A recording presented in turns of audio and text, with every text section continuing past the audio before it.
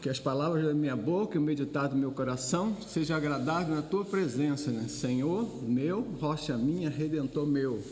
Salmo 19, lá no verso 14.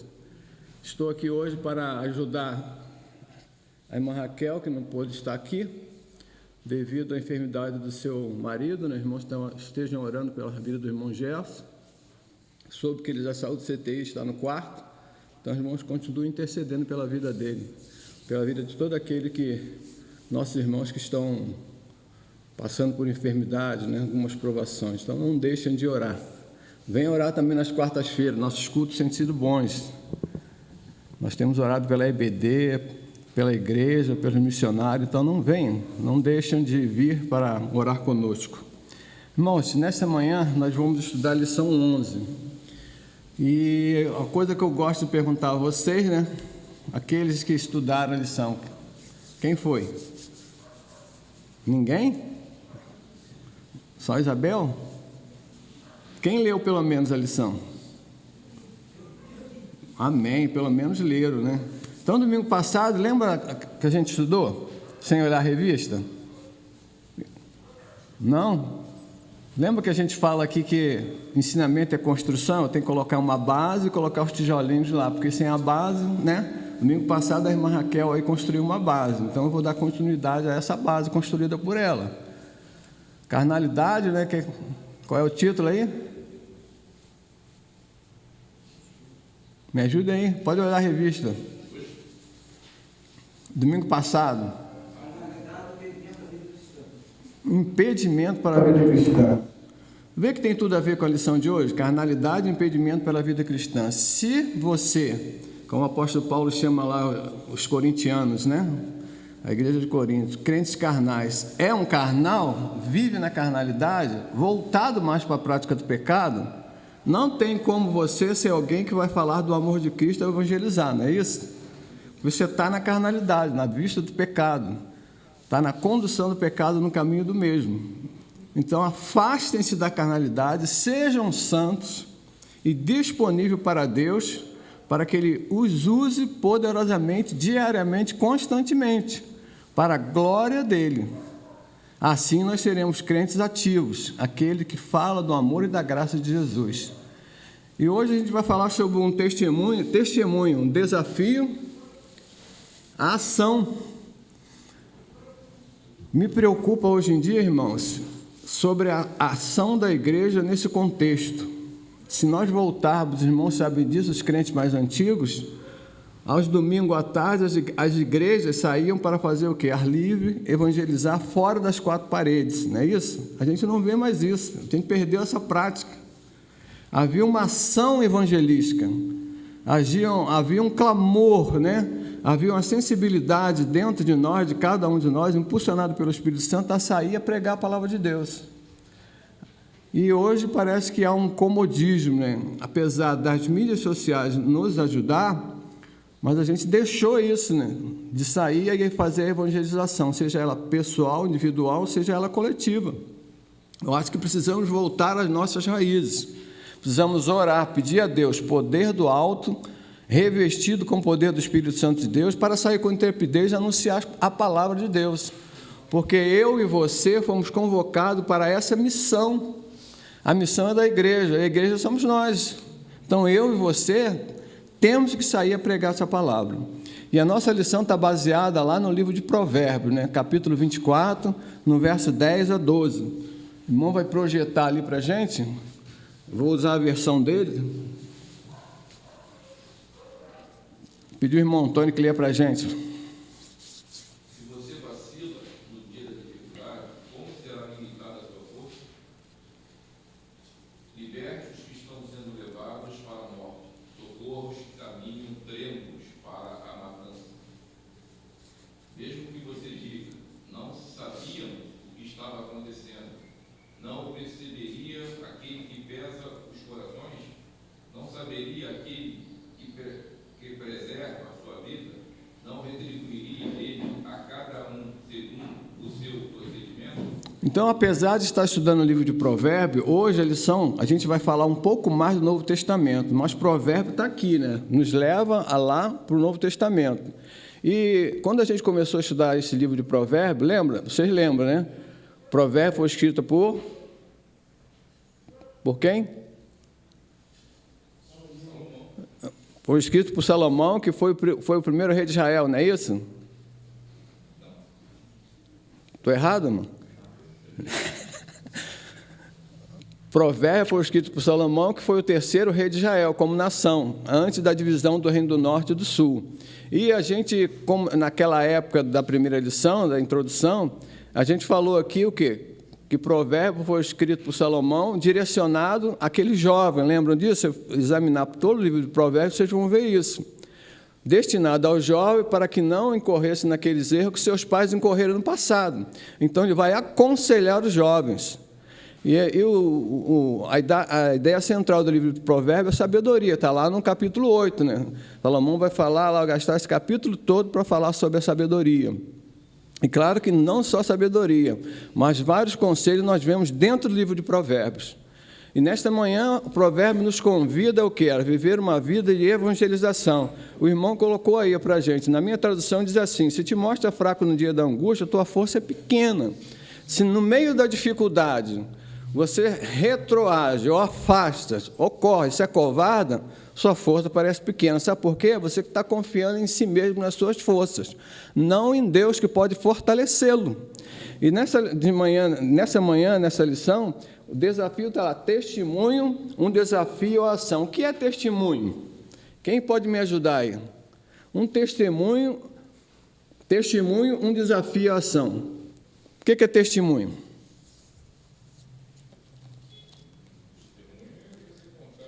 Coisas que aconteceram na realidade na sua vida, que você superou para que outras pessoas sejam um exemplo, outras pessoas vejam o que você está falando. É nesse caminho, é isso aí, né? Como o Aurélio nos ajuda, né? Testemunho é uma declaração, um depoimento de uma ou mais pessoas, né? Testemunho, afirmação, fundamento, depoimento, comprovação. Agora, testemunho é testemunhas de uma ou mais pessoas. O que é testemunha? Testemunha é a pessoa que assistiu um acontecimento ou um fato. Não é isso? Então, nós somos o quê? Essa testemunha chamada hoje para o quê? Para fora. Porque se o autor está nos levando aqui, convocando a igreja a uma evangelização, a gente tem que falar o quê? A igreja tem o quê? Missão, né? Quem sabe quais são as missões da igreja? Tem várias. A igreja tem várias missões. Essa é uma delas. Isso aí. Quem pelo menos poderia me citar mais duas? Levar o evangelho e fazer mais o quê? Só?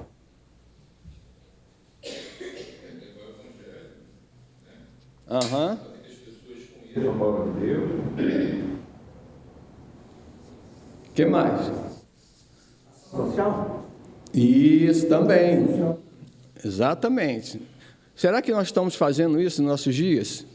Se a missão... Tem outra coisa importante da igreja. Levar o evangelho, sustentar aqueles novos convertidos e mantê-los na fé, fazer ação social e, acima de tudo, glorificar o nome de Deus. Se a gente não está fazendo, se nós não estamos fazendo isso em nossos dias, nós estamos o quê? Errando. Nós somos igreja? Não, estamos descaracterizados como igreja. Porque a missão que nos foi confiada, nós estamos jogando isso por terra. O autor da lição aqui, ele traz até uma historinha bem interessante.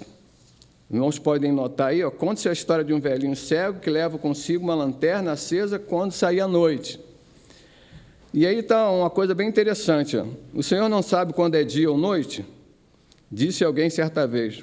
Por que sempre leva essa lanterna consigo? Ele falou, por que ele leva? Por que ele levava a lanterna? Para que ele não servisse de tropeço para as outras pessoas. A gente costuma dizer que na igreja, quem não trabalha, dá trabalho. Né? Eu não posso servir de empecilho para outras pessoas, mas ajudá-lo na construção da igreja. Como? Numa dessas missões, ou fazendo todas essas missões que vocês citaram aqui. Ser aquela pessoa que vai transmitir a palavra de Deus, ser aquela pessoa que o texto, qual é a base bíblica para a ação da igreja que a gente falou, para a missão da igreja, para as missões dela? Mateus 28, lá a partir do verso 19, Jesus vai falar o quê? Portanto, ide, fazei discípulos, olha aí, que a gente falou, missão da igreja, né? De todas as nações, batizando os nomes do Pai, do Filho e do Espírito Santo, ensinando, olha aí, fortalecendo, ó, a guardar todas as coisas que eu vos tenho mandado, não é isso? E eis que eu estou convosco todos os dias até a consumação dos séculos. Se eu estou convosco, em primeiro lugar, eu sou uma igreja que evangeliza, porque eu vou sair a pregar o evangelho a outras pessoas. Eu vou ensinar aquelas pessoas que foram alcançadas pelo evangelho. E eu vou glorificar porque ele está comigo todos os dias. Missão da igreja. E uma coisa que o autor também traz na lição desta manhã é a evangelização, pessoal. O que é evangelização? O que é evangelizar? É o conhecimento de Deus, né? A palavra de Deus, as pessoas que não conhecem. Mas o que é evangelizar? Não conhece o quê? A palavra de Deus. É a doutrina e a história de Cristo. O que é evangelho, irmãos? Levar a boa notícia, as boas novas, né? Então, essa é a missão da igreja, comunicar a evangelização. Lucas capítulo 2, lá no verso 11, está bem claro lá. Quando o anjo apareceu àqueles pastores, disse o quê? Eis que estrago novas de grande alegria que será para todo o povo. É que na cidade de Davi vos nasceu hoje o Salvador, que é Cristo, o Senhor. Olha lá, boa notícia, eis que estrago boas novas. Então, ele está trazendo boa notícia. E nós somos portadores hoje dessa boa notícia. Os anjos disseram aos pastores, para os pastores espalharem pela cidade a boa notícia, que era o nascimento do nosso Senhor e Salvador Jesus Cristo. Ele é o Evangelho, ele é a boa notícia. Então, o Evangelho é o quê? Comunicar Cristo, comunicar a boa notícia. Eu e você, nesse evangelismo pessoal, temos feito isso? O autor, hoje, ele nos cutuca contra isso. Ele fala que é interessante notar mesmo que um dos maiores sermões que Jesus prega, bem como aqui essa continuidade se desdobra depois da sua ascensão, né, é o evangelismo pessoal. E esse texto de João capítulo 14, com a mulher samaritana, é impressionante, é um evangelismo fantástico. E outra de João 3, que vocês conhecem. Jesus e Nicodemos, lembram disso? A evangelização. E às vezes nós somos acuados, às vezes nós somos tímidos, às vezes nós somos covardes, posso dizer assim, a não anunciar o evangelho na oportunidade que temos tido tete a tete. Você pode fazê-lo aonde? Na fila de um banco, na faculdade, você pode fazer onde? Na sua escola, mas a começar na sua casa, com seus parentes. É claro que o meu testemunho tem que estar condizente com aquilo que eu falo. Então, em casa, para pregar o evangelho, você tem que viver também ele. Mas tem que falar o evangelho, compartilhar da boa notícia. A gente não fala que é boa notícia? Eu tenho certeza que se você tivesse uma boa notícia hoje na sua família, nos seus familiares, você divulgaria essa notícia de uma forma alegre, espontânea, não é isso? Então, é assim que a gente deve fazer com o evangelho, irmãos. Se o evangelho provocou em nós uma mudança estarrecedora, uma mudança que me traz constantemente alegria, uma mudança que traz constantemente felicidade, eu devo o quê? Externar essa alegria. E por que eu devo externar essa alegria? Mostrar às pessoas qual foi a mudança proporcionada pelo evangelho na minha vida, para que aconteça na vida dessas pessoas. Então, isso é transmitir a boa notícia, a boa nova. Depois de Jesus confrontar a mulher samaritana e depois Nicodemos também no evangelismo pessoal, isso é um exemplo de como começar uma conversa. E a gente tem aí quem? Filipe também, evangelizando quem? Lá o eunuco, capítulo 8. Irmão, a gente tem que ter cuidado com a religiosidade. A igreja não pode cair nesse marasmo. Se você olhar Atos capítulo 8, 9 e 10, são 3 capítulos que falam sobre 3 homens religiosos.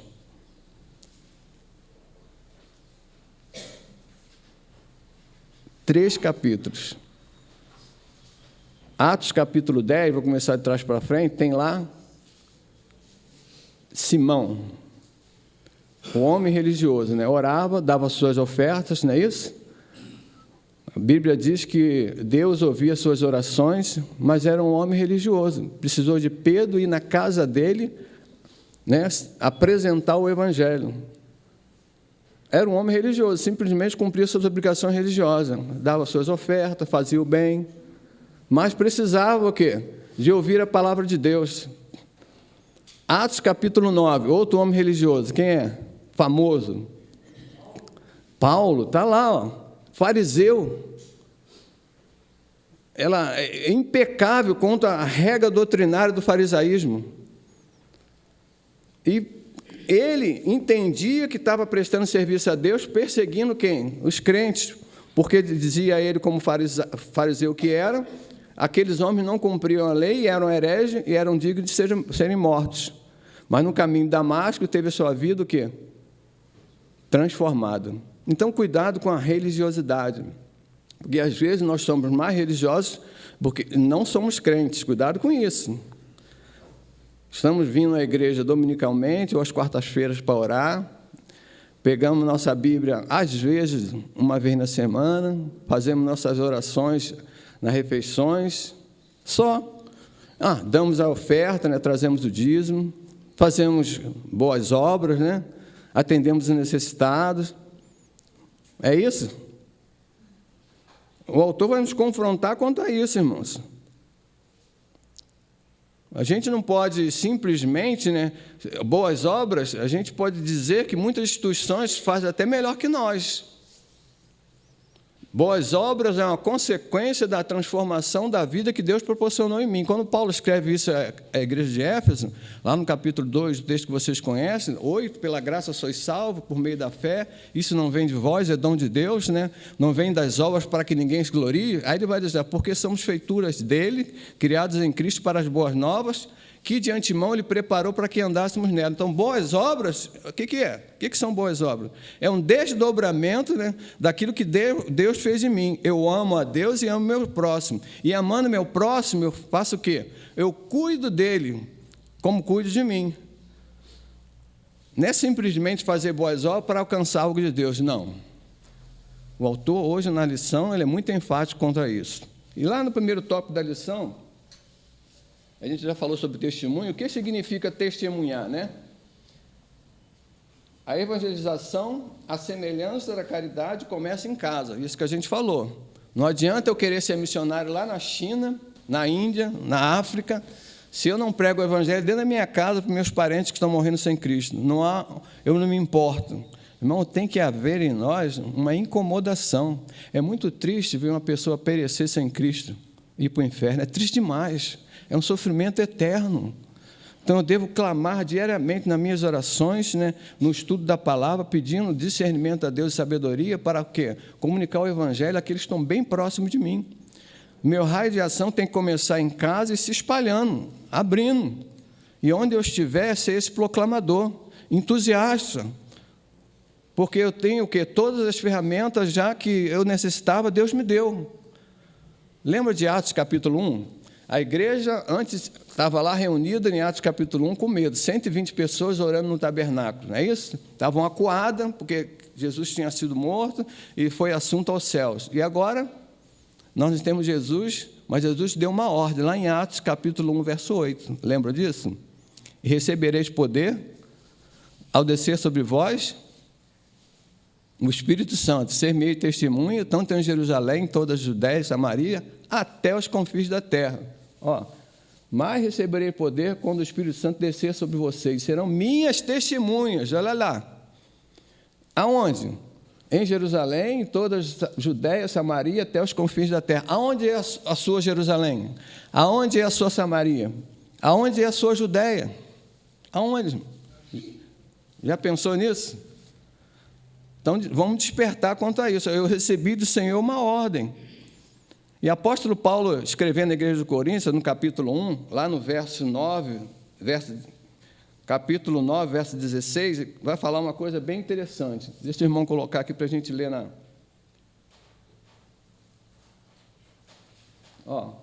Contudo, quanto prego o evangelho, não posso me orgulhar, pois me é imposta a necessidade de pregar. E ai de mim, olha lá, se não pregar o Evangelho. Ai de mim! Nós estamos negligenciando uma ordem que nos foi confiada. O autor vai falar sobre aqui. O que significa testemunhar, né? Está aqui, ó. É mostrar aquilo que Jesus fez em mim. Às vezes as pessoas dizem assim, mas irmãos, eu não sei falar. A gente fala um pouquinho mais sobre isso mais à frente, né? Aí parece que a gente quer buscar uma desculpa para não anunciar o Evangelho. Em primeiro lugar, nos foi confiada uma missão. E se eu não executo essa missão, não cumpro essa missão, eu estou sendo alguém negligente à missão que me foi confiada. E eu vou ser cobrado desta missão, porque há em mim um acovardamento. Eu retroajo. Mas o que eu vou comunicar, então, irmão? Comunicar esse evangelismo pessoal, se você é uma testemunha, testificar daquilo que Jesus fez em você. Você não diz que é uma testemunha, nós não somos chamados para testificar, testemunhar? É só comunicar aquilo que Deus fez em você, através de Jesus Cristo. Esse é o testemunho. Nós somos essas testemunhas no dia de hoje, irmãos. A gente diz, né, e é verdade, o número de evangélicos cresceu muito no Brasil, mas parece que o contexto social não muda. Por quê? Mais de 25% da população aí se diz evangélica, né? Mas parece que o contexto social aí cada dia mais é negativo, né? Parece que a gente está retroagindo moralmente. As coisas cada dia mais parece que pioram. É por minha culpa, por nossa culpa, porque nós estamos acuados e não proclamamos a mensagem do Evangelho. Nós precisamos nos despertar para proclamar essa verdade, porque você e eu temos a maior e melhor mensagem, que o irmão falou, a boa notícia. E a boa notícia do Evangelho, a boa notícia da cruz. Então, a gente precisa desapegar daquilo que nos prende, daquilo que nos impede a pregar o Evangelho de Deus. Então, vamos lá. Então, o autor vai falar aqui sobre isso. O que significa testificar, eu já falei a vocês, né? Testemunhar. E lembra de Deuteronômio capítulo 6? Vou pedir que o irmão bote para a gente. Deuteronômio capítulo 6, a partir do verso 1. Olha a coisa interessante. Aonde começa a evangelização? Olha lá. Esta é a lei, isto é, os decretos e as ordenanças que o Senhor, seu Deus, ordenou que eu ensinasse a vocês, para que vocês os cumpram na terra para a qual estão indo, para dela tomar posse. Desse modo, vocês e seus filhos, seus netos, temerão ao Senhor. A evangelização começando dentro de casa, ó, tá vendo? Filhos e netos, o seu Deus, e obedecerão a todos os seus decretos e mandamentos, que eu lhes ordeno todos os dias da sua vida, para que tenham vida longa. Ouçam e obedeçam, ó Israel, assim tudo lhe irá bem, e você será muito numeroso numa terra onde há leite e mel com fartura, como lhe prometeu o Senhor, o Deus dos seus antepassados. Ouça, ó Israel, o Senhor. Qual é a mensagem? Olha, ele está falando para que nós fizéssemos o quê? Transmitisse a nossos filhos e nossos netos. O quê? Ouça, ó Israel, o Senhor nosso Deus é um único Senhor. Dá só uma paradinha aqui. Quem sabe o que é vida eterna? Vida eterna.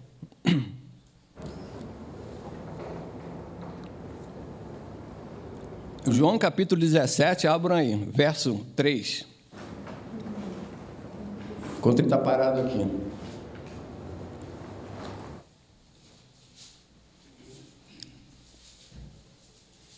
A definição está bem clara aí. João 17, 3. Quem lê para mim?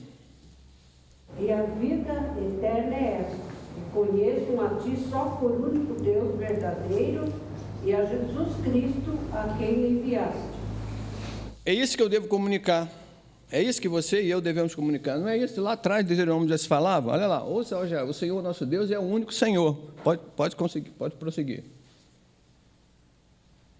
Ame o Senhor, seu Deus, de todo o seu coração, de toda a sua alma, de todas as suas forças. Não é isso que Jesus falou no Novo Testamento?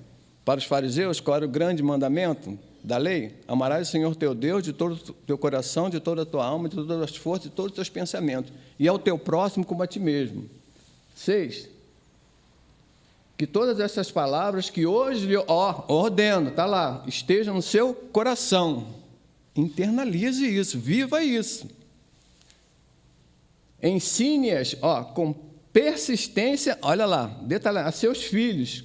Converse sobre elas quando estiver sentado na casa, a evangelização em casa.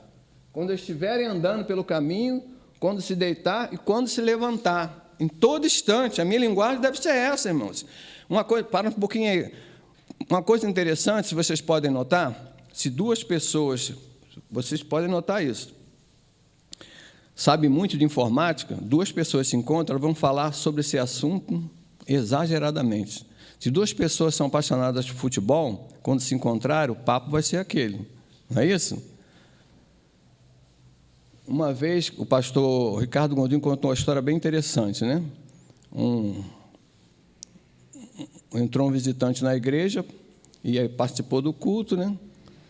E depois saiu e ficou pouco tempo ali no meio os crentes sempre saem e ficam conversando entre si.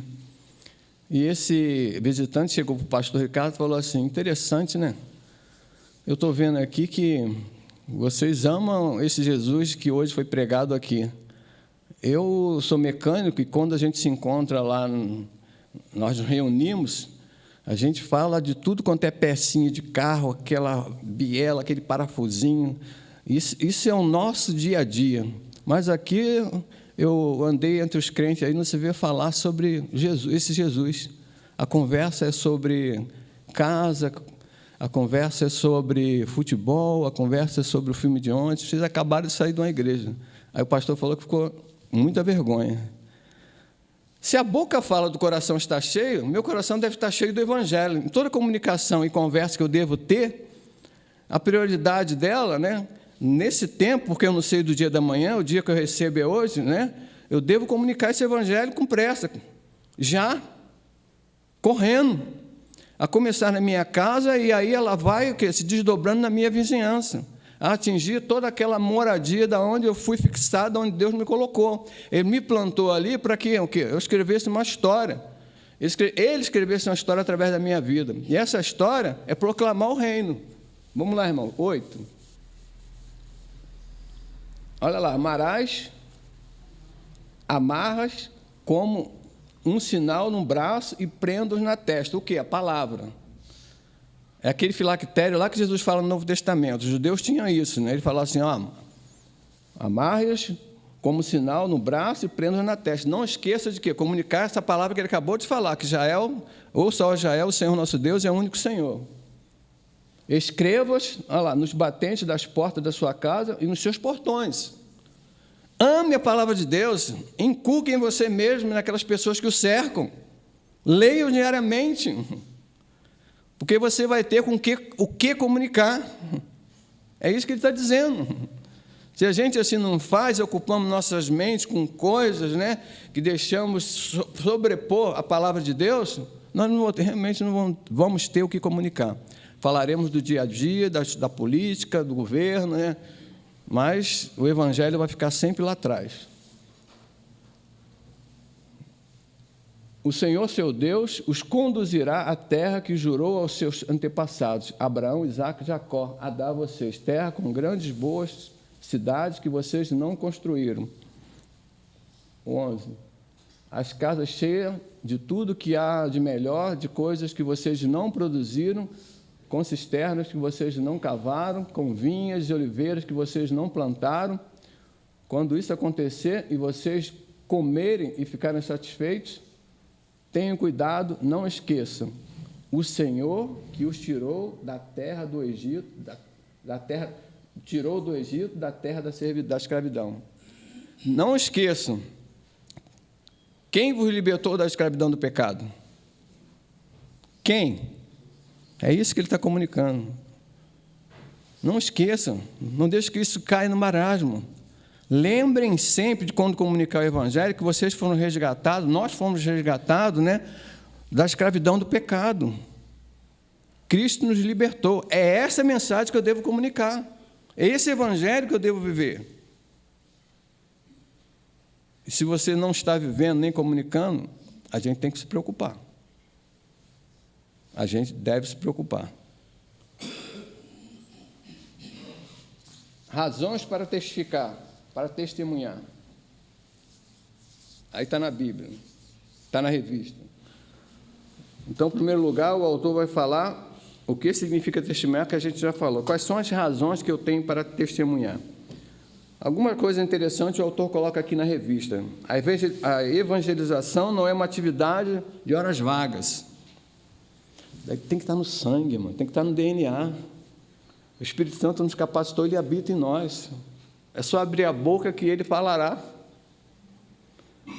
Não é uma atividade religiosa que eu falei para vocês antes, não. Não é que simplesmente tem nada para fazer. Não. Deve ser comunicado com todo entusiasmo. Deve arder no meu coração, nos nossos corações. Quando o nosso coração está cheio da presença de Cristo, a evangelização é tão inevitável quanto contagiante, é verdade. Quando eu estou vibrante, atuante, né? Você lembra lá na sua juventude, quando você estava apaixonado pelo seu cônjuge? Toda hora eu acho que você falava dele, eu ligava para ele, eu pensava nele ou nela, ou vice-versa, não é assim? Não é? Paralelamente comparando, é assim que a gente deve fazer com o quê? Um relacionamento que a gente tem com Jesus. A todo instante ele deve estar na minha memória, presente na minha vida. Eu estar falando dele, sobre ele, comunicando a pessoa dele. Mostra que eu o amo. Mostra que o meu coração se derrete por ele. É impossível salvar uma vida do incêndio, evitar o ardor do fogo. É verdade. Isso quer dizer o quê? Compaixão. Você tentar sentir um pouco, né, daquele terror da pessoa que rejeita Cristo ou está sem Jesus. Se morrer naquele exato momento. Dá para imaginar? Às vezes eu fico imaginando isso. É terrível, triste demais. Então eu tenho que sentir esse ardor, essa compaixão para eu ir lá comunicar o evangelho para ele, da boa notícia, falar da graça salvadora de Jesus. Orem a Deus e peça sabedoria. Peça que sejam cheios do Espírito Santo de Deus. Recebereis poder ao descer sobre vós do Espírito Santo. E já desceu a cada um de vocês que entregou a vida para Jesus. Para que sejam cheios do Espírito Santo de Deus. Atos capítulo 2, vocês podem notar que depois do Pentecostes, o que aconteceu? Os apóstolos e os discípulos estavam acuados dentro do tabernáculo, dentro daqueles 120 pessoas naquela casa. Mas depois que o Espírito Santo desce sobre ele, o mundo é que fica com medo deles, que saíram a pregar. Vocês podem notar que no discurso de Pedro, na pregação de Pedro, quantas pessoas estavam ali? Multidões. Uma multidão estava ali, por causa de Pentecostes, da festa, da primícia. Mais ou menos 14 nações a gente lê no livro de Atos. E depois que o Espírito Santo desce, o que acontece? Eles pregam. E o texto fala que cada um ouvia na sua própria língua, olha o Espírito Santo aí. Cada um ouvia, mas ouvia o quê? Falar das grandezas de Deus. Falar das grandezas de Deus. Esse é o sentimento quando o crente está possuído pelo Espírito Santo de Deus, inflamado pelo Espírito Santo de Deus. Há ele uma inquietação para falar do amor e da graça de Deus. Ele comunica das grandezas de Deus. Aquilo que Deus fez, tem feito na vida dele. É isso que necessitamos. Mas e quando isso acontece? Acontece no momento que a pessoa se converte, se deixa ser possuído pelo Espírito Santo de Deus. E tem a visão do quê? Daquilo que Deus o fez na sua vida. E a alegria e a felicidade é tão contagiante dentro dele que ele se contém, ele quer contar isso para todo mundo. Essa deve ser o cotidiano da vida do crente. O tempo todo. Todo o tempo. Em todo o tempo. Se assim não faço, eu estou dando prioridade a alguma coisa que não é evangelho na minha vida. Não é isso que Jesus confrontou seus apóstolos, seus discípulos, lá no Mateus capítulo 6, no verso 33, né? Vocês busquem, em primeiro lugar, o reino de Deus e a sua justiça. Olha lá, a preocupação dos apóstolos é o que eu vou comer amanhã, o que eu vou beber. Olha só, ocupou as necessidades dele primeiro, antes daquilo que lhe foi confiado. Confiava nas suas provisões, mas não confiava em quem provia para eles. Grande erro nosso tem sido. Às vezes nós confiamos nas nossas forças do que na provisão de Deus. E às vezes o erro maior, né? Vamos mais atrás das provisões do que do provedor. Nossa vida deve ser constante atrás do provedor. Mas nós somos carnais, irmão. Pois é, esse é o grande problema da lição do domingo passado. Carnalidade. Deixamos que a carnalidade, né, entre em nós e tome o lugar da espiritualidade. Esse é o grande erro do cristão. Apóstolo Paulo escrevendo na igreja de Éfeso, acho que é o capítulo 5, se eu não me engano, verso 16. Põe ali para a gente, irmão. Acho que se eu não errei, Gálatas 5,16. Por isso vos digo, vivo de modo nenhum, está lá. Esse é o grande erro. O apóstolo Paulo estava confrontando a igreja dos Gálatas. Vivam no Espírito, de modo nenhum satisfarão os desejos da carne. Viver no Espírito é viver dentro da presença de Deus. Viver no Espírito é buscar constantemente o que Ele tem a falar a mim através da sua palavra. Viver no Espírito é viver em comunhão, em oração. Viver em oração. É isso. Esse é o grande problema. Nós, hoje em dia. Nós deixamos mais a carnalidade tomar conta e falar mais alto na nossa vida do que a espiritualidade. Então, eu devo rechaçar. Rechaçar, eu estar constantemente buscando a orientação através da sua palavra e da oração. Constantemente.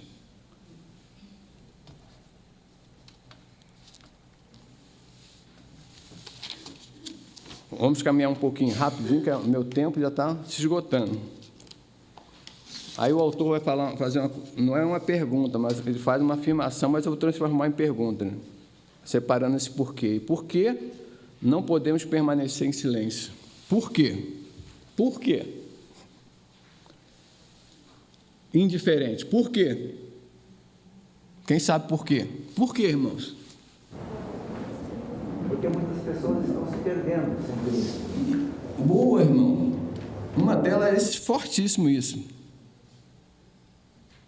É aquilo que o irmão botou ali de 1 Coríntios 9,16 também, né? É verdade, né? Por quê? Em primeiro lugar, porque eu recebi uma ordem. E eu devo prestar obediência. Não é simplesmente fazer porque é uma ordem. É uma ordem, mas eu cumpro essa ordem com satisfação. Obediência. Que obediência é essa?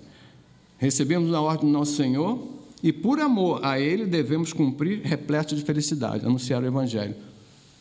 Por que não devemos? O irmão falou ali, ó, uma delas, né?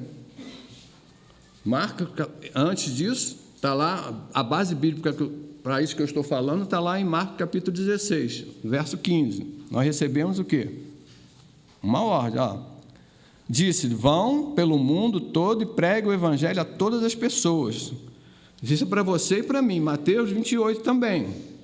Lá a partir do verso 18. Falou Jesus dizendo, né? É-me dado todo o poder no céu e na terra. Portanto, ide, fazei discípulos de todas as nações, batizando-os em nome do Pai, do Filho e do Espírito Santo, ensinando-os a guardar todas as coisas que eu vos tenho mandado. E esse que eu estou convosco, ordem. Ordem. Se eu sou negligente, eu estou confrontando a autoridade de Deus. Eu não estou nem aí. Aí, como o irmão falou, no dito popular, eu não me importo com as pessoas que estão morrendo. Eu já estou garantido com a minha salvação. O egoísmo está intrínseco em nós. Homens e mulheres estão perdidos, que o irmão acabou de falar lá. O apóstolo Paulo e o autor da lição deixa Romanos 3,23 aqui. Será que você sabe disso? Todos pecados e destituídos estão na glória de Deus. Romanos 3,23. Todos, irmãos. Só há um. A Bíblia só fala que só uma única pessoa que não teve pecado. É a única. O restante, todos. Se são pecadores, eles são alvos da ira de Deus. Todos somos alvos da ira de Deus. O que aplacou essa ira foi o quê? O sacrifício da cruz. Aquilo aplacou a ira de Deus.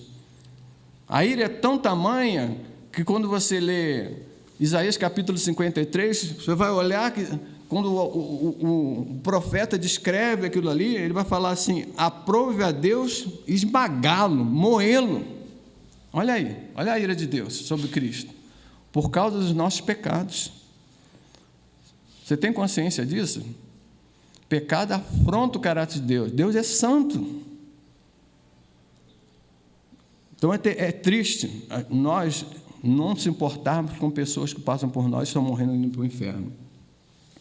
As pessoas, ao contrário de não estarem interessadas, estão realmente famintas. Realmente estão, irmãos. Você pode dar com algumas pessoas que vão fazer até caso do Evangelho, mas muitas delas, elas estão famintas. Tem uma profecia, bota para mim, por favor, Amós capítulo 8, lá no verso 11 e 12. Olha só, lá de Amós, olha lá. Estão chegando os dias, declara o Senhor, o soberano, em que enviarei fome a toda a terra. Fome a toda esta terra. Não fome de comida nem sede de água, mas a fome e sede em ouvir. E o 12. Os homens vaguearão de mar a outro, do norte ao oriente, buscando a palavra do Senhor, mas não encontrarão. Profecia de Amós. 800 anos de Cristo, já proferiu que isso acontecesse. E tem fome mesmo. Comunica o Evangelho só para essas pessoas que a gente está falando aqui, na fila do banco, né, a sua casa, de uma forma tranquila, aquilo que Jesus fez em você, que eu não vou me sentir interessado. Fome, a fome do Evangelho, irmãos. Há uma fome. E nós estamos deixando as pessoas morrerem de fome, porque nós queremos só nos alimentar e engordar. Estamos olhando para as nossas necessidades. O amor de Jesus, item E, lá do tópico 1, né? O amor de Jesus por nós. Aqui eu não concordo um pouquinho com o autor, porque ele fala assim: o amor de Jesus por nós e o nosso amor por ele nos constrange. Não, o amor de Cristo que nos constrange, nos aperta, nos impulsiona. Isso que o apóstolo Paulo fala. 2 Coríntios capítulo 5, verso 14 e 15. Olha o que o apóstolo Paulo fala. Pois o amor de Cristo nos constrange, nos impulsiona, né? Porque estamos convencidos de que o que aconteceu? Um morreu por todos, logo todos morreram. E ele morreu por todos para que aqueles que vivam, olha aí, irmãos, bem interessante, hein? Para que aqueles que vivem já não vivam mais para si mesmo, mas para aquele que por eles morreu e ressuscitou. É aquele de Gálatas 2:20, já estou crucificado com Cristo, vivo não mais eu, mas Cristo vive em mim. E a vida que agora vivo na carne, olha lá, vivo no corpo, vivo pela fé no Filho de Deus que me amou e se entregou a si mesmo por mim. Declaração de apóstolo Paulo. Será que eu posso falar isso? Será que nós podemos falar isso? Vivo não mais eu, mas Cristo vive em mim. E essa vida que agora vivo no Filho de Deus que me amou e se entregou a si mesmo por mim. Posso? Será que eu posso? Por que muitos cristãos não dão testemunho? É a confrontação do autor aí na revista, no ponto 2. Por quê? Quem sabe por quê? Será que você pode falar da sua experiência? Por que eu, às vezes, eu não dou testemunho? Por que eu não testifico? Por quê? Eu acho que nunca pecou, né? Hã? A pessoa acha que nunca pecou. Então, se muita coisa atrasada, tudo para trás. Né? Mas acha que a pessoa nunca pecou o quê? Aquela a qual ela vai comunicar ou ele mesmo? Não, mas aí, por causa disso, ele não comunica o Evangelho? Vergonha. Vergonha? O que mais? Vergonha, olha lá. O autor coloca aí, letargia espiritual, né? Aí uma pergunta que eu faço aqui: se há uma letargia espiritual em mim de não comunicar, eu devo fazer uma introspecção para verificar se eu realmente, o autor fala aqui, se a minha vida é controlada pelo Espírito Santo de Deus. Se ela é controlada, na letargia que está falando aqui, eu certifico que não há pecado confessado, não haverá pecado inconfessado na minha vida, uma vez que eu sou cheio do Espírito Santo de Deus. A plena certeza eu tenho disso. Porque quem é cheio do Espírito Santo de Deus se incomoda quando peca, porque o Espírito Santo o incomoda. O incomodando, ele tem consciência que deve confessar o seu erro. E confessando o seu erro, o seu perdão, ele cresce, é maduro. Claro que o crente não deve viver na prática do pecado, nem de uma forma dizer assim, eu posso pecar porque o Espírito Santo vai me perdoar. Não, isso é tentar a Deus. Cuidado com isso. O apóstolo João, quando escreve a sua primeira carta, capítulo 2, verso 1, vai lá: filhinhos, não pequeis, mas se pecares, temos que um advogado. Não pequeis, eu escrevo isso.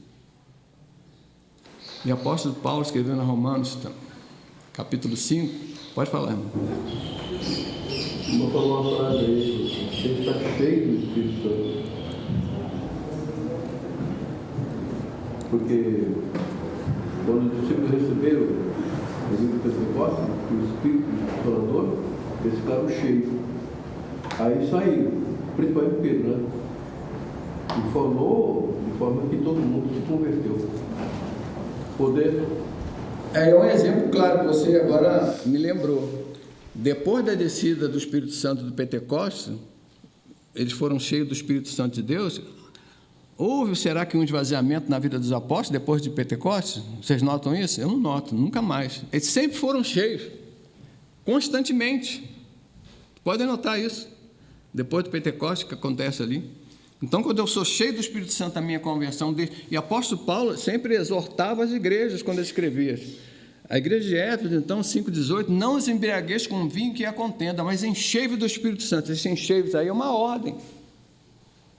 Eu devo esvaziar de mim mesmo, né, das minhas convicções carnais, dos meus pensamentos, das minhas filosofias, e deixar-me ser impregnado pelo Espírito Santo de Deus, pela presença única desse ser. É isso que ele está dizendo. E se eu tiver uma vida constante assim, cheio do Espírito Santo de Deus, eu vou comunicar a santidade de Deus, a eternidade de Deus, o sacrifício de Cristo.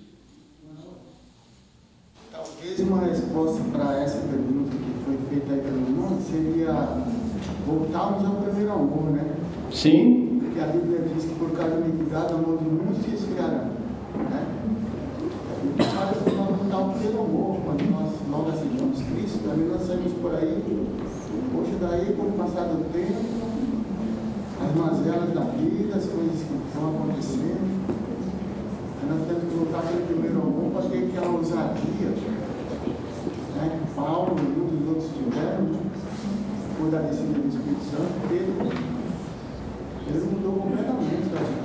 Mas sabe qual é o grande problema disso, irmãos? Fica imperceptível, insensível.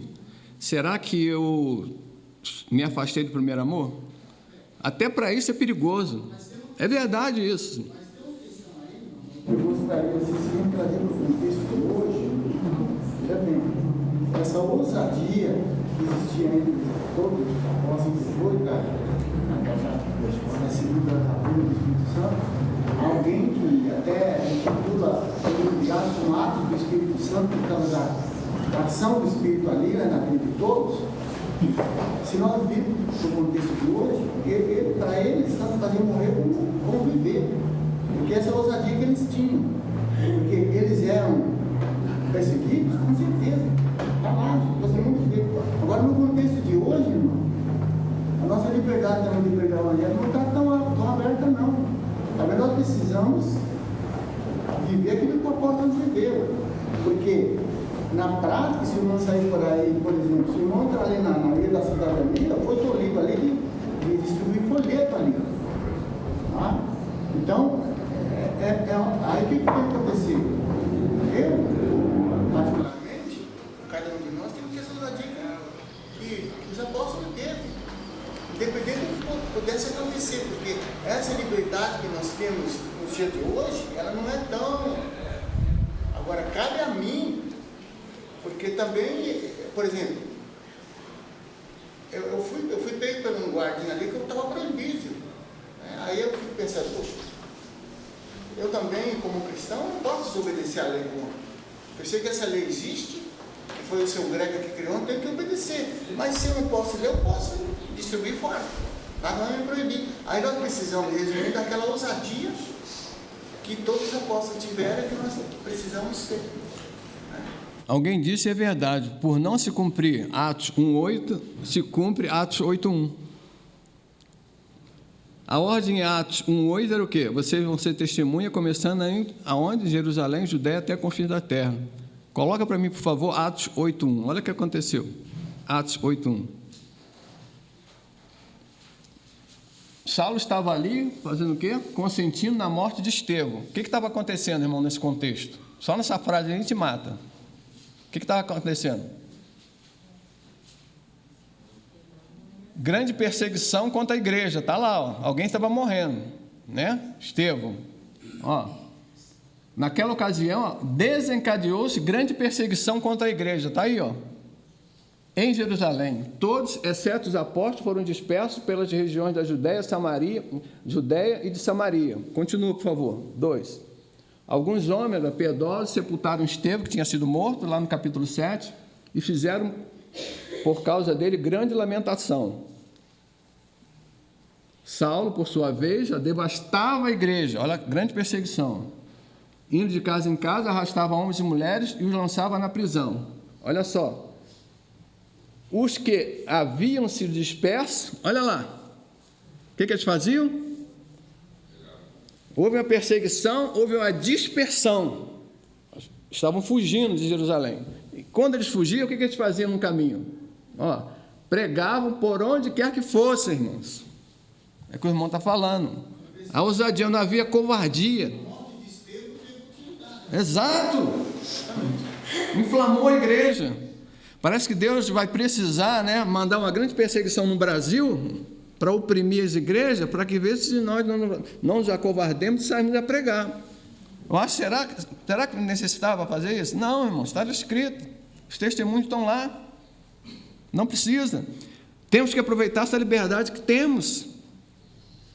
Em países da cortina de ferro, os países comunistas, vocês sabem que Coreia do Norte está número 1 da perseguição a evangélicos, matam mesmo. Se você for encontrado com a Bíblia, você é morto, preso. E essa liberdade que temos, nós não temos aproveitado. É isso que a gente precisa, hoje. Então, não deve haver uma letargia. Tinha minha carta branca, era para matar mesmo. Outra coisa, por que muitos cristãos não testemunham? Crença na argumentação do inimigo.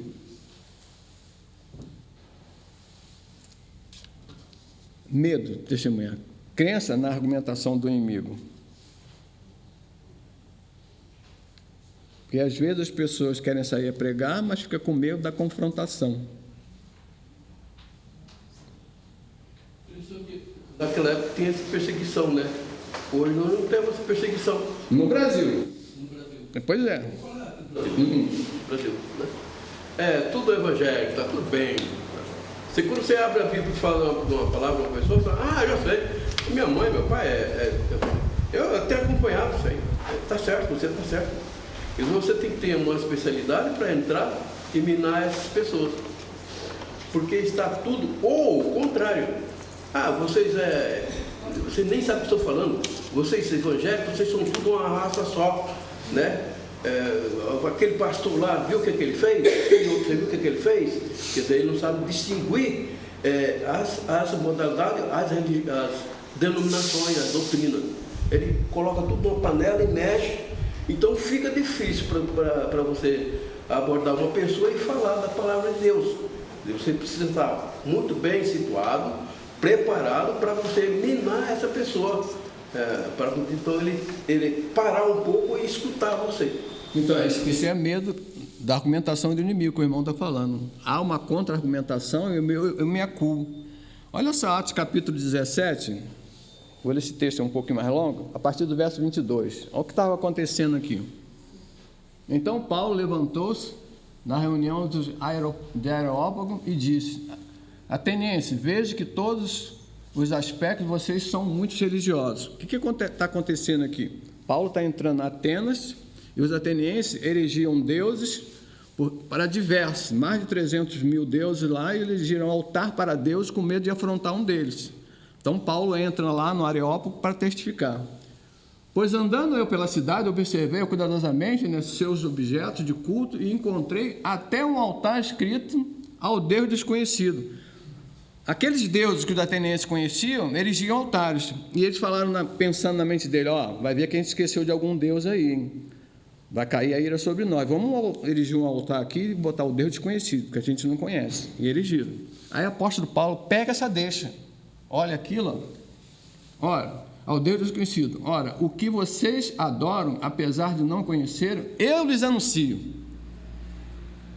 O Deus que fez o mundo, olha só o argumento do apóstolo Paulo, né? E tudo que nele há, e o Senhor do céu e da terra, e não habita em santuários feitos por mãos humanas. Ele não é servido por mão de homens como se necessitasse de algo, porque ele mesmo dá a todos a vida, o fôlego e as demais coisas. De um só fez, olha só o apóstolo Paulo como é fantástico, né? De um só fez todos os povos, né? Para que povoassem a terra, tendo determinado o tempo anteriormente estabelecido e os lugares exatos em que deveriam habitar. Deus fez isso para que os homens buscassem e talvez tateando pudessem encontrá-lo, embora não esteja longe de cada um deles, ou cada um de nós. Pois nele vivemos, nós nos movemos e existimos. Como disseram alguns dos poetas de vocês, também somos descendência dele. Assim, visto que somos descendência de Deus, não devemos pensar que a divindade é semelhante a uma escultura de ouro, prata, pedra feita pela arte e a imaginação do homem. Estava combatendo já a idolatria na mensagem dele. No passado, Deus não levou em conta o tempo da ignorância, está vendo lá? Essa ignorância. Mas agora ordena a todos os homens em todo lugar, façam o quê? Se arrependam. Pois estabeleceu um dia, olha só, agora ele vai afrontando, afunilando para a pessoa de Cristo. Estabeleceu um dia em que há de julgar o mundo com justiça por meio de um homem que designou, e deu prova disso a todos, ressuscitando dentre os mortos. Quando ouviram sobre a ressurreição dos mortos, a contra-argumentação agora, está vendo? Alguns deles zombaram, olha aí quem está falando, o irmão acabou de falar aí, zombaram. E outros disseram, a esse respeito nós te ouviremos outra vez. Com isso, Paulo retirou-se do meio deles. Até aí. Então, vocês viram? Foram confrontados pelo ateniense, apóstolo Paulo, mas tinha medo? Não. Ele foi ousado. Quem quer ouvir, essa é a mensagem do Evangelho. E eu tenho compromisso com ela. Não é simplesmente um desencargo de consciência, não. É se preocupar. Paulo foi lá preocupar porque ele amava os atenienses e a idolatria que eles estavam vivendo. A Deus desconhecido. Mas estava lá, dando a sua vida por ele. E não tinha medo da contra-argumentação do inimigo. Outra coisa que impede o testemunho, vou terminar aqui, irmãos. Falta de conhecimento prático. Falta de conhecimento prático. João capítulo 14, verso 26. Eu não sei falar. O que eu vou falar? Tem pessoas que querem buscar o quê? Um motivo para não testificar, olha aí. Mas, o conselheiro, quem? Que o Pai enviará em meu nome, ensinará a vocês todas as coisas. Ele fará, essa palavra é interessante, lembrar de tudo que eu vos disse. Jesus está falando para os seus apóstolos, aquela vivência que ele teve com ele durante 3 anos, ensinando toda a Escritura. Mas para nós aqui, lembrar. Lembrar o quê, irmãos? Daquilo que você lê, irmãos. Se você não lê, não tem nada que lembrar. Você não tem compromisso. Então, eu preciso ler e ter confiança que na hora que eu for evangelizar individualmente uma pessoa ou uma coletividade de pessoas, eu tenho certeza plena que o Espírito Santo me fará lembrar daquilo que eu leio, daquilo que eu li. E o compromisso com a verdade, eu vou fazer uma publicação. Eu vou anunciar isso com entusiasmo e com autoridade. Esse trecho aí encaixa exatamente em Atos, quando eles estavam reunidos 120 pessoas, que receberam o Espírito Santo. Aí eles despertaram, receberam o Espírito Santo, eles despertaram e lembraram do que Jesus havia falado. Exatamente. Aí eles saíram, No sermão cheio do Espírito falando. Exatamente. No sermão de Pedro ali, de Pentecostes, ele até contra-argumentou o que as pessoas estavam pensando, porque na hora que ele começou a falar do Evangelho de Cristo, vai lá no Velho Testamento, conta uma história até a pessoa de Jesus, aquelas pessoas disseram que esses aí estão bêbados, não é isso? Estão embriagados. E o apóstolo Pedro confrontou, não, eles não estão, porque essa hora da manhã não é permitido que eles façam uso de qualquer tipo de bebida, principalmente essas que embriagam. Contra-argumento, porque alguém está querendo colocar um motivo para não ouvir o Evangelho. Então está aí, lembra. Então, o meu compromisso é ler e estudar a palavra de Deus, porque no momento oportuno de confiar ou de publicar a palavra de Deus, anunciar a palavra de Deus, o Espírito Santo me lembrará. Eu lembro até hoje, irmão, de uma coisa interessante. Trabalhava numa empresa, já sou aposentado dela, lá em 1986, por aí. Eu entrei no arquivo para poder pegar uma pasta de documento e a pessoa que é responsável por arquivo, não sei por que ela falou aquilo. Ela falou assim, é interessante, né? Vocês dizem que são crentes, são salvos, são muito orgulhosos. Eu falei, não, nós não dizemos não, simplesmente temos a plena certeza, porque a palavra de Deus assim nos afirma. Aí veio à minha mente, João capítulo 5, lá do verso 24. Em verdade vos digo, aquele que ouve a minha palavra e as guarda, e crê naquele que me enviou, tem a vida eterna, não entrará em condenação, mas passou da morte para a vida. Citei esse versículo na hora para ela. Ela não falou mais nada. Falei, essa é a convicção que eu tenho através da palavra de Deus. Essa é a convicção. Deus me fez lembrar na hora, porque eu tinha lido. Então não temos razões nenhuma para poder não testificar do amor e da graça de Cristo. Que nós possamos sair dessa manhã entusiasmados, irmãos, para poder pregar esse Evangelho com firmeza e viver esse Evangelho. Não é simplesmente por desencargo de consciência, não. É viver isso, falar com todo entusiasmo. Não sei se os irmãos já tiveram essa experiência. Quando você fala do amor de Cristo, tem a oportunidade para confrontar uma pessoa, seja ela tete a tete, na fila do banco, ou alguma conversa, você sai dali preenchido, cheio, satisfeito. Isso acontece comigo, não sei se acontece com vocês, né? Deus me deu a oportunidade e eu comuniquei o Evangelho, eu fui eficaz, porque Ele me confiou, e o resultado aqui é para a glória dEle. Aí, cada dia mais, a gente tem que pedir, cada dia mais eu possa diminuir, Ele possa crescer, e eu possa ser cheio desse Espírito, para o que sair de nós ou de mim, possa ser a razão da esperança que há em nós. É isso que Pedro fala, né? Acho que a sua primeira carta, 3,15, né? Antes santificai a Deus, a Cristo em vossos corações, estejais preparados para responder com mansidão e temor a todo aquele que vos pedir a razão da esperança que há em vocês. Mas por que você é assim? Qual é a razão da esperança que está em vocês? Ele está dizendo, tem que comunicar isso. A razão é Cristo. Ele é a razão de tudo isso. Que nós possamos, nesta manhã, ter essa plena consciência de viver Cristo intensamente, para que toda palavra que sair da nossa boca seja para confrontar vidas, fortalecer vidas, glorificar o nome de Deus.